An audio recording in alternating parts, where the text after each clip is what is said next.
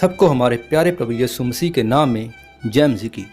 तो दोस्तों, जैसे हमने पिछले भागों में देखा कि आदम और हवा ने परमेश्वर की अनआज्ञाकारी की तो उन पर सजा आई। तो इन सभी जो हमने पिछले पाठ देखे हैं उसमें हमने जाना आदम और हवा ने शरीर पर मन लगाया तो उनके ऊपर सजा आई। तो इससे हमें ये सीख मिलती है कि हम शारीरिक रीति से नहीं बल्कि आत्मिक रीति से ही परमेश्वर को खुश कर सकते हैं।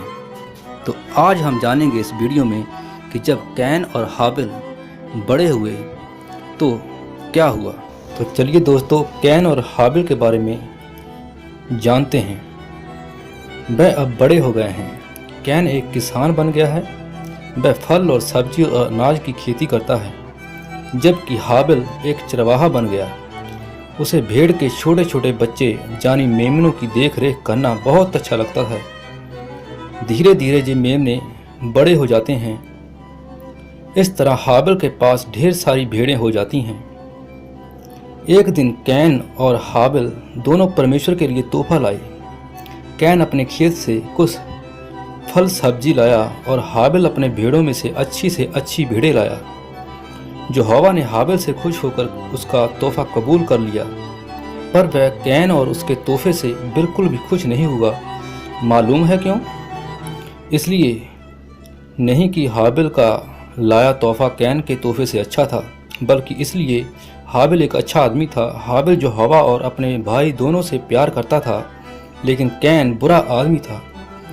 वो भाई से प्यार नहीं करता था। परमेश्वर ने कैन से कहा कि उसे अच्छा आदमी बनना चाहिए, पर कैन ने परमेश्वर की एक ना मानी।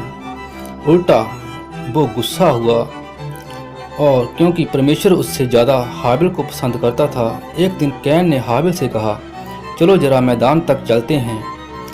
जब वह दोनों मैदान में पहुंचे तब कैन ने हाबिल पर हमला करके उसे जान से मार डाला।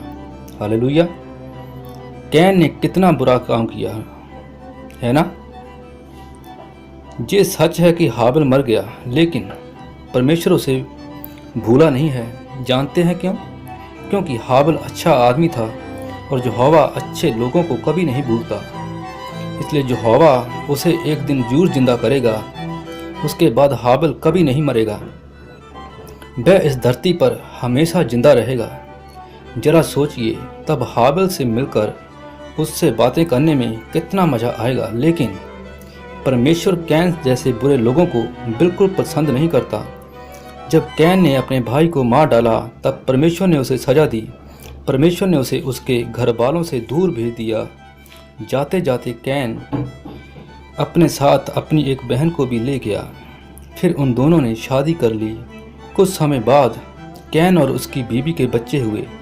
तो जहां आप सोचेंगे कि कैन ने अपनी बहन से ही शादी कर ली, ये तो हो नहीं सकता, ये तो गलत बात है। लेकिन अगर आप उस समय से आज के समय को कंपेयर करते हैं तो ये गलत बात है।